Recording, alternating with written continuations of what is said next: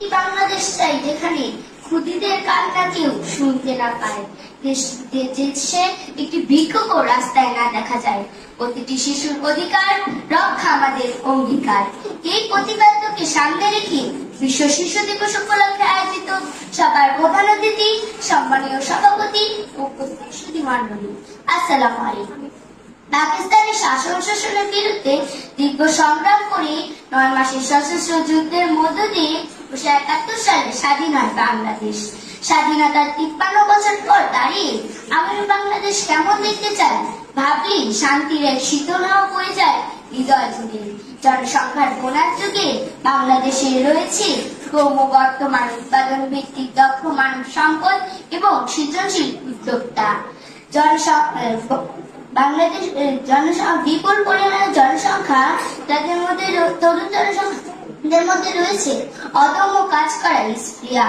আধুনিক বিশ্বের সাথে তাল মিলিয়ে চলবে এই দেশের তরুণরা, আর তাই তাদের কাছে ভর করে বিপ্লব চলে আসবে কৃষিক্ষেত্রে, সামাজিক ক্ষেত্রে এবং সাংস্কৃতিক ক্ষেত্রে। প্রিয় সুধীমণ্ডলী, আমরা কেমন বাংলাদেশ, আগামী বাংলাদেশ কেমন হবে ভাবলে আমি প্রথমত দেখতে চাই বাংলাদেশের অর্থনৈতিক সমৃদ্ধি।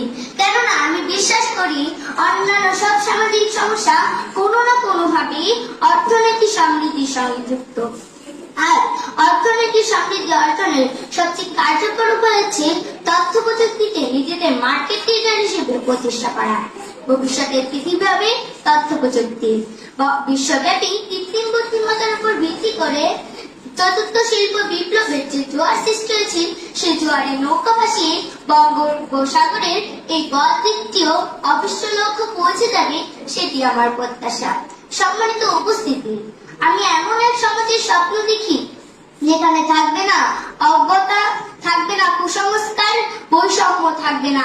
সমাজের কোন জনগোষ্ঠী, ধর্ম, বর্ণ, জাতি নির্বিশেষে লিঙ্গভেদে বৈষম্যের শিকার হবে না। থাকবে না ক্ষুধা, দারিদ্র মুক্ত একটি অসাম্প্রদায়িক প্রগতিশীল মুক্তিযুদ্ধের চেতনা ভিত্তিক গণতান্ত্রিক বাংলাদেশ, যেখানে চোখ বন্ধ করলে মানুষ পথে ভেসে উঠবে সুজলা সুফলা শস্য শ্যামল সোনার দেশ। এটি হবে ভবিষ্যতের বাংলাদেশ। ধন্যবাদ।